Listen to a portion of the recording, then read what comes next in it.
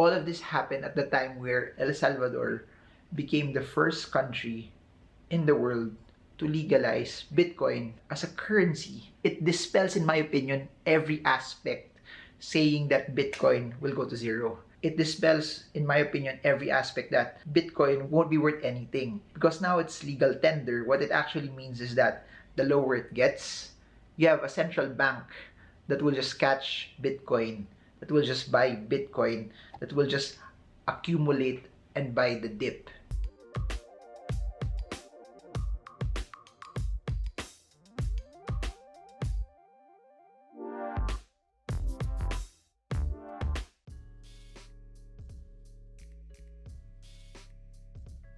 Hey guys, so over the past few days, we have seen the cryptocurrency market slide, drop, and seen bits and pieces of selling going on. We've seen Bitcoin intraday, just for a few minutes, go below 42,000, at least a couple of days ago. Then we've seen Ethereum also slide down. ADA went as low as 2 for a very, very short moment. We've seen BNB go below 400 and so much more. That being said, every time there's sell downs, there's a lot of panic going on. There's a lot of people who are scared. There's a lot of people also that those who bought early start to sell, start to take profit. Think about it this way. A couple of months ago, ADA dropped to around $1 US. Then we actually saw it start to climb up to 1.3, 1.6, 2, to as high as 3, then 3.1. And if you notice it also that a couple of months prior to that, it was actually below 1. At the start of the year, ADA was around 0.2, somewhere around that level.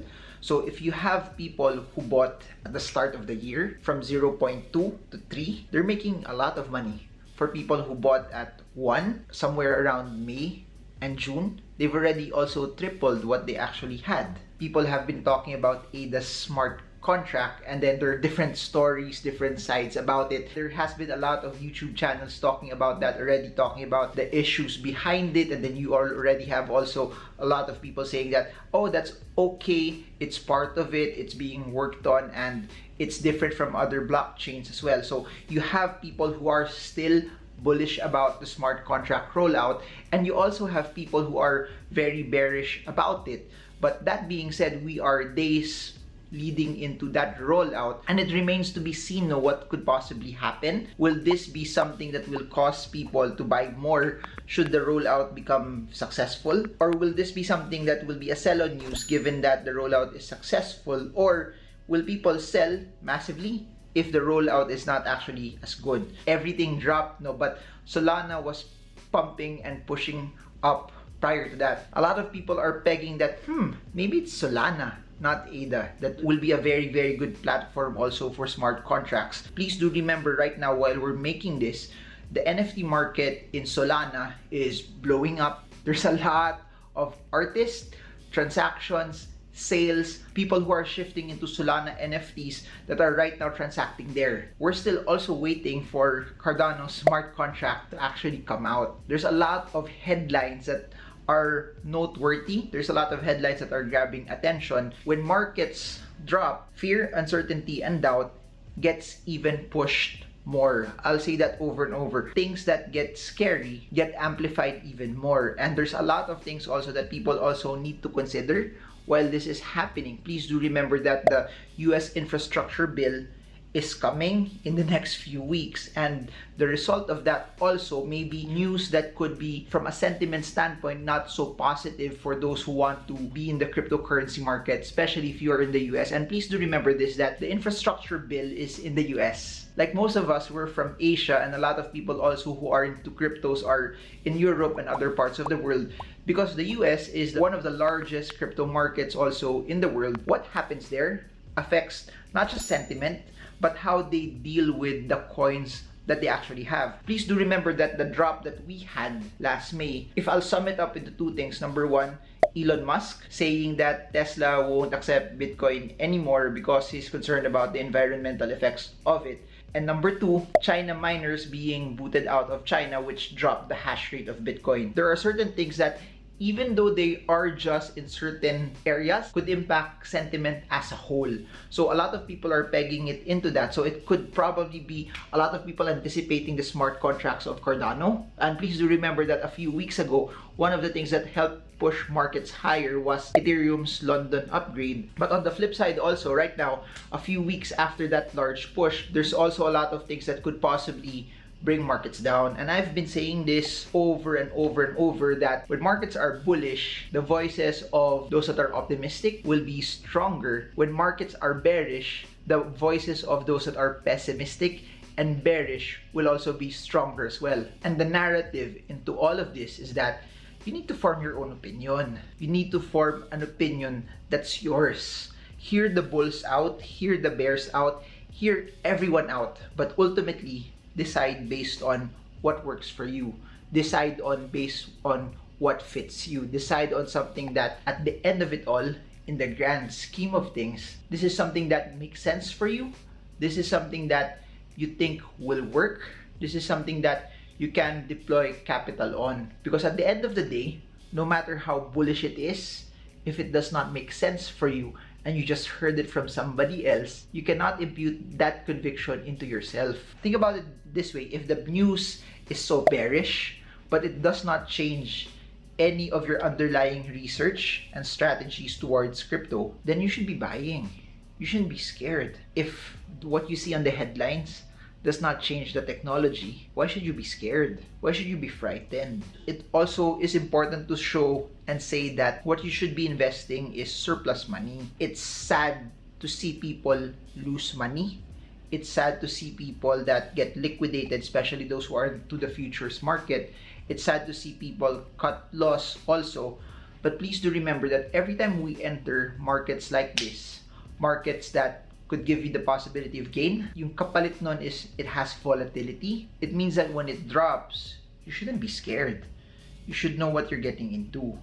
Because at the end of the day, any investment that will give you a shot to earn more will also give you a shot to lose more. So please do remember, every time you're thinking about trying to invest in this because it will give you a shot to double, triple, quadruple, or even 10x what you have, please remember that the downside, it's also possible that you could actually lose half, you could actually lose more because of its volatility nature. And that's why I've been espousing this over and over, that when you start to invest, it would be heavily prudent, that it's good to be diversified, it's good to have cash, it's good to be protected, because it will allow you to survive times like this. And what's so interesting was all of this happened at the time where El Salvador became the first country in the world to legalize Bitcoin as a currency. It dispels, in my opinion, every aspect saying that Bitcoin will go to zero. It dispels, in my opinion, every aspect that Bitcoin won't be worth anything. Because now it's legal tender. What it actually means is that the lower it gets, you have a central bank that will just catch Bitcoin, that will just buy Bitcoin, that will just accumulate and buy the dip.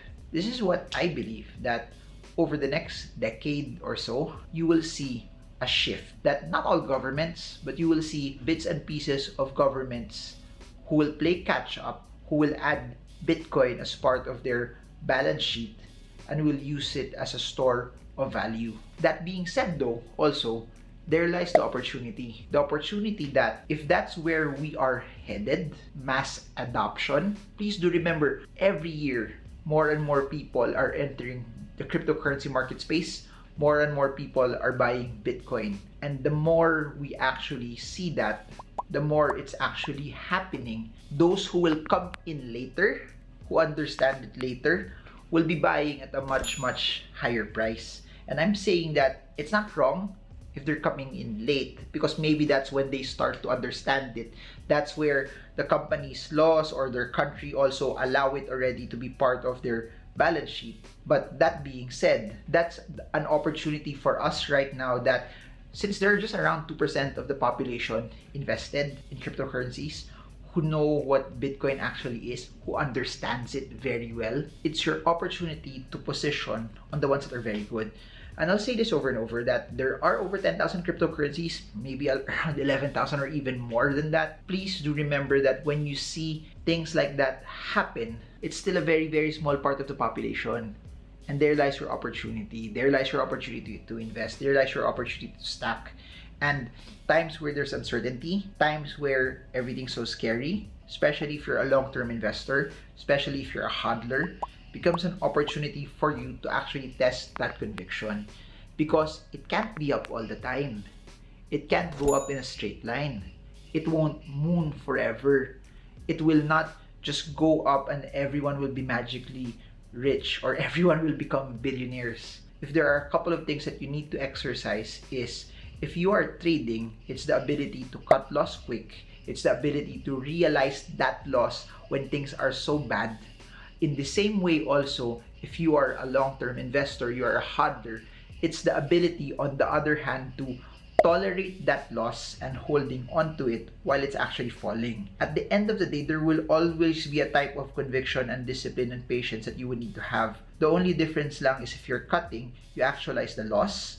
If you are hodling, you are tolerating it and have the emotional endurance that while it's falling, you are not actually panicking. And that's something that all of us also need to develop. And please do remember this, that if you're watching this and you're saying that, oh nga, I get scared when drops happen, please do remember, it doesn't happen overnight. The skill on investing takes time.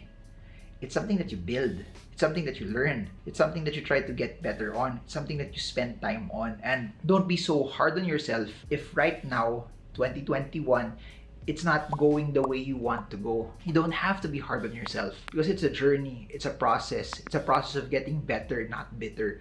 It's a process of improving yourself. It's a process of growing. It's a process of learning. And keep on learning. Spend massive amounts of hours getting better, building your craft, because ultimately that's where your conviction will also come from. So I hope this helps. I hope that this is something that's insightful right now in the midst of all of that's happening in the markets. And this is Marvin Germo. I hope this video helps you trade well, trade strong, trade smart. See you all again soon, and God bless you all.